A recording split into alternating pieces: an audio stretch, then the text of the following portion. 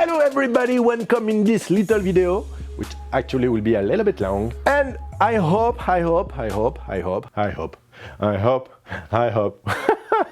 the breakfast, no.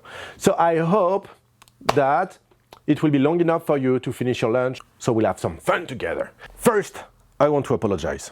I'm sorry, I didn't post anything for a very long time, and I'm very sad about it. I did some tests over the Ursa Mini 4K, and I didn't have the time to edit it yet, but I will soon, I promise you guys, and I will post it online anytime soon. I was very busy here at work, a lot of things to do, so I didn't have any time for me, and so I didn't have any time for the videos. Yeah, which is a nice way to say I didn't have time for you either.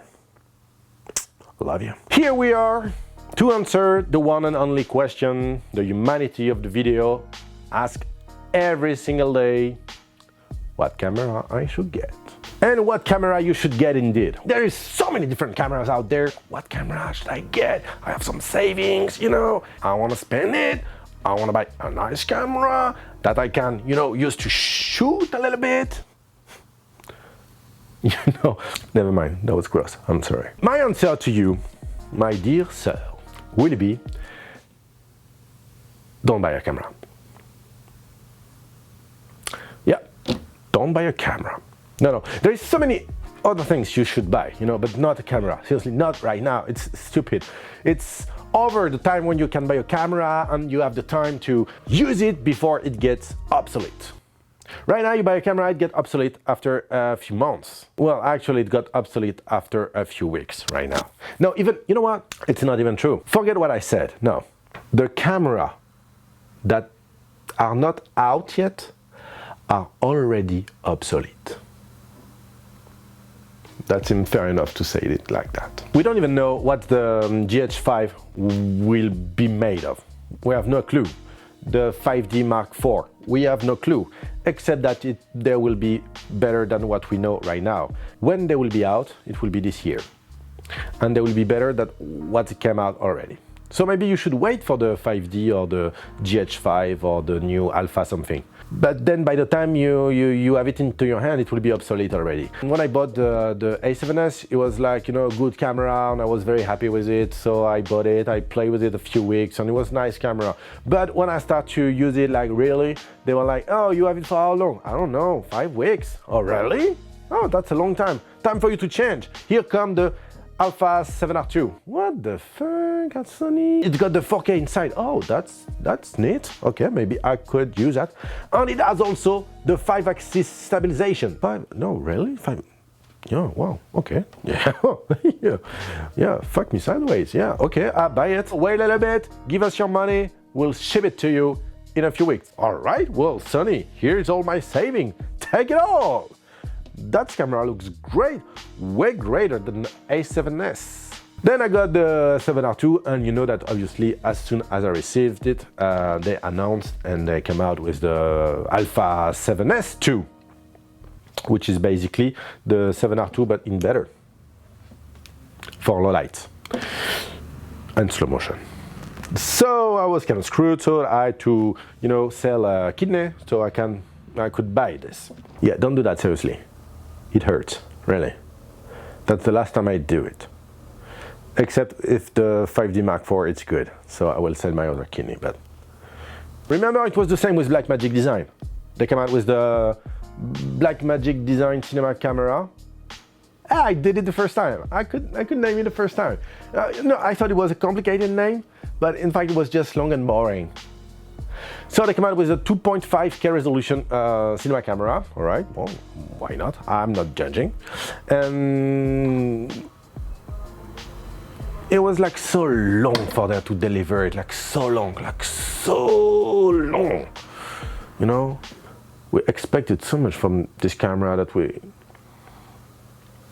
delayed the purchase of the camera we wanted to buy. We delayed until Blackmagic came out with the camera. And when we received it at home, you know, opening the box like a little kid opening his gift at Christmas, we're so happy. So we're browsing on the internet saying, yeah, woohoo, yeah, fiesta, woo! 2.5K RAW. We were, you know.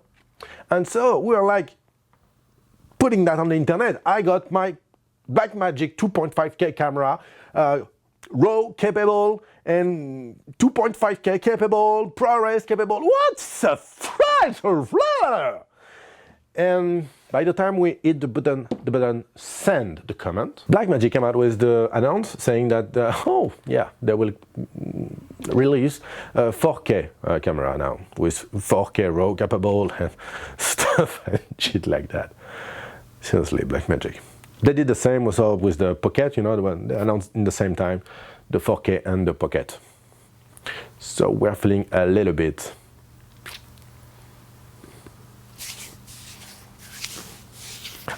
punch in the throat, that by the mouth, punch, you know.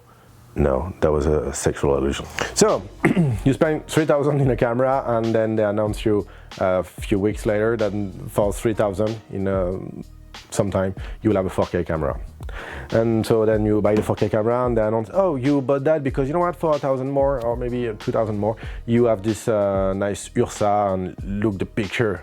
It's nice and you want to buy it, of course, so you pre-order it also, and it's a never-end race to whatever you want. And you know, it's like that. It's you buy a camera and there is another one coming out right away, but right now camera, they are not out yet and they're already obsolete, as I'm saying. Like you know, you want to buy a C300 Mark II, by the time it wasn't even in the store, they announced the Raven, they announced the Scarlett, which for the same price, it does more things and shot in RAW. And you announce the Raven, and in the meantime, you announce the Scarlett weapon. It doesn't seem right to me, you know. Well, anyhow. So there is no providential camera. I'm sorry. So if you have money, where you should invest it? If you want to, you know, invest in some gear, I would say you buy tripod.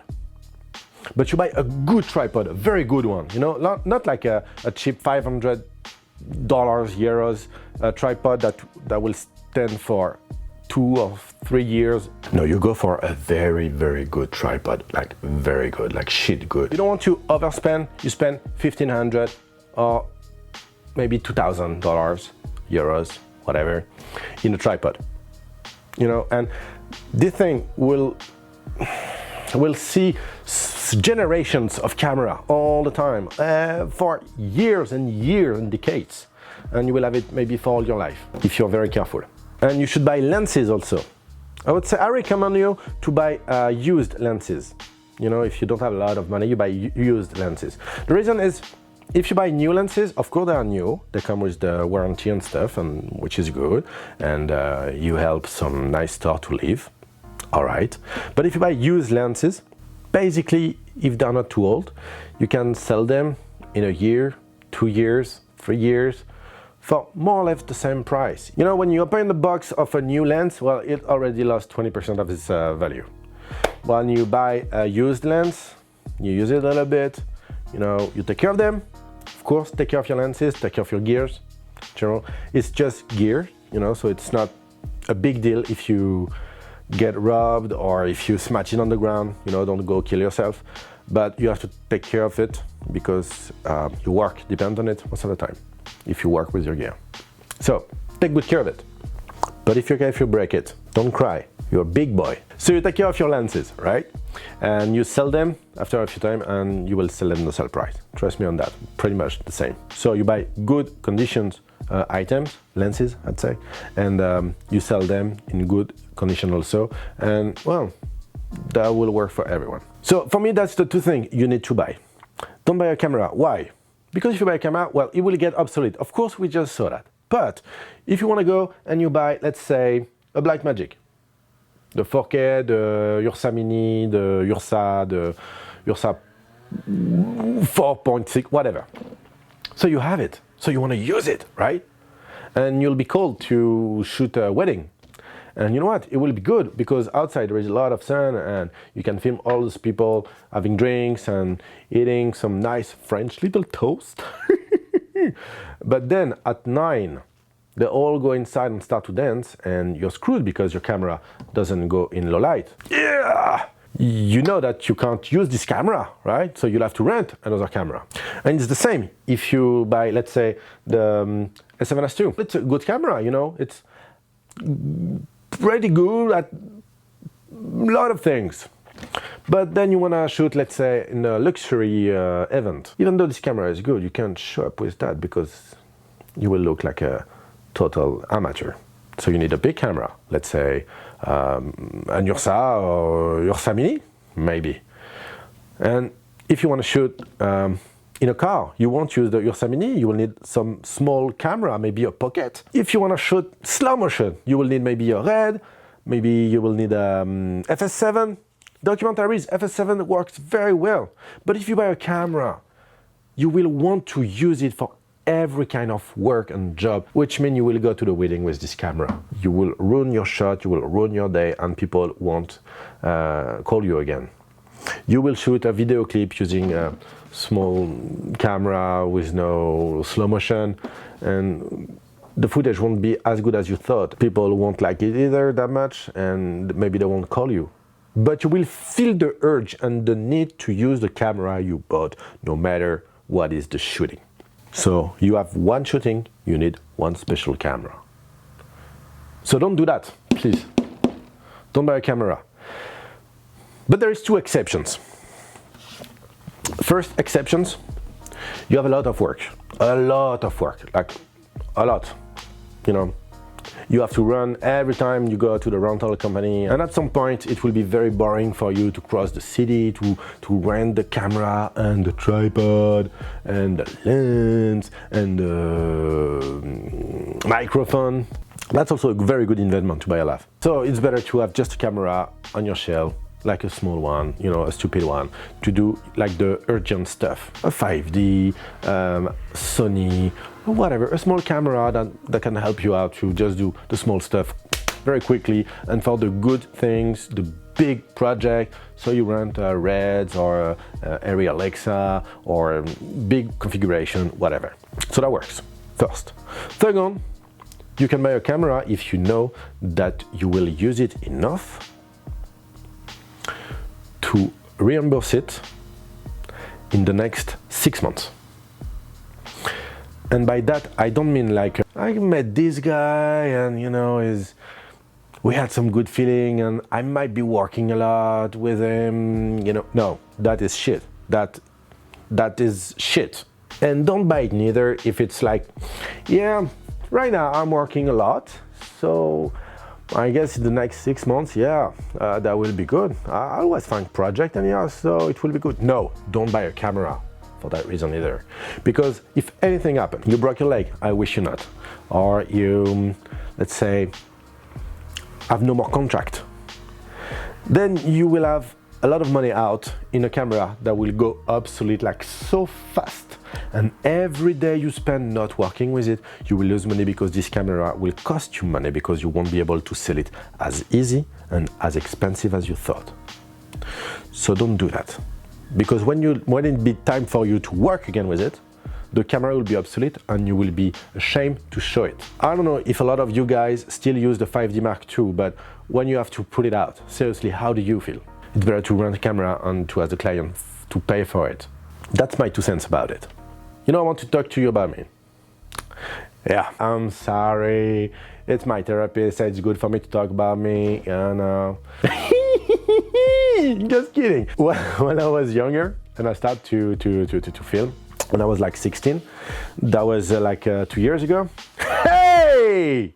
Oh my God, if only. No, well, that was, you know, a couple of years ago. For me, the best camera was a camera that was able to shoot pretty much in low light, you know. ISO 1000.